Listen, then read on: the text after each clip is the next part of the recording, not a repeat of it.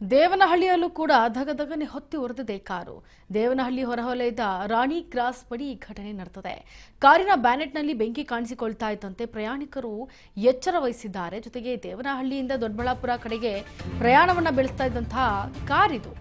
ಈಗ ದೇವನಹಳ್ಳಿಯಲ್ಲಿ ಧಗಧಗನೆ ಅಂತ ಹೊತ್ತಿ ಉರಿತಾ ಇದೆ ಕಾರು. ದೇವನಹಳ್ಳಿ ಹೊರವಲಯದ ರಾಣಿ ಕ್ರಾಸ್ ಬಳಿ ಈ ಒಂದು ದುರಂತ ನಡೆದು ಹೋಗಿದೆ.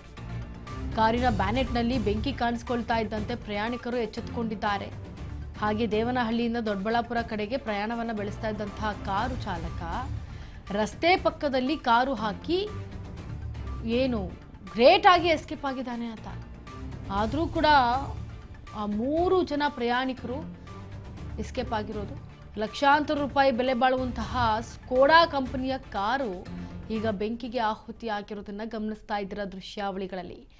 ದೇವನಹಳ್ಳಿ ಟು ದೊಡ್ಡಬಳ್ಳಾಪುರ ರಾಷ್ಟ್ರೀಯ ಹೆದ್ದಾರಿಯಲ್ಲಿ, ಅದು ಕೂಡ 648ರಲ್ಲಿ, ರಾಷ್ಟ್ರೀಯ ಹೆದ್ದಾರಿ 648ರಲ್ಲಿ ಘಟನೆ ನಡೆದಿರೋದು.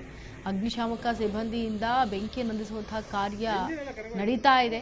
ಜೊತೆಗೆ ಅಗ್ನಿ ಅವಘಡಕ್ಕೆ ಇನ್ನೂ ಕೂಡ ತಿಳಿದು ಬಾರದಂತಹ ನಿಖರ ಕಾರಣ ಆಗಿರೋದ್ರಿಂದ ಪೊಲೀಸರು ಕೂಡ, ದೇವನಹಳ್ಳಿ ಪೊಲೀಸರು ಕೂಡ ಠಾಣೆ ವ್ಯಾಪ್ತಿಯಲ್ಲಿ ಪ್ರಕರಣವನ್ನು ದಾಖಲಿಸಿಕೊಂಡು ಈಗ ಅದಕ್ಕೆ ಸಂಬಂಧಪಟ್ಟಂತೆ ತನಿಖೆಯನ್ನು ಮಾಡೋದಕ್ಕೂ ಕೂಡ ಮುಂದಾಗ್ತಾ ಇದ್ದಾರೆ. ಇದರ ಜೊತೆಗೆ ದೇವನಹಳ್ಳಿ ಹೊರವಲಯದಲ್ಲಿರುವಂತಹ ಅಜ್ಮಾಲ ಬಡಾವಣೆ ಬಳಿ ಈ ಘಟನೆ ನಡೆದಿರೋದು.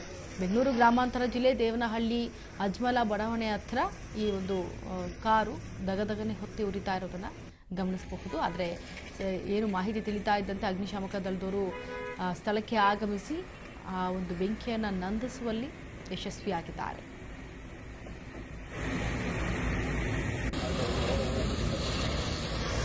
ಇಂಜಿನ್ ಎಲ್ಲ ಕರಗೋಯ್ತು.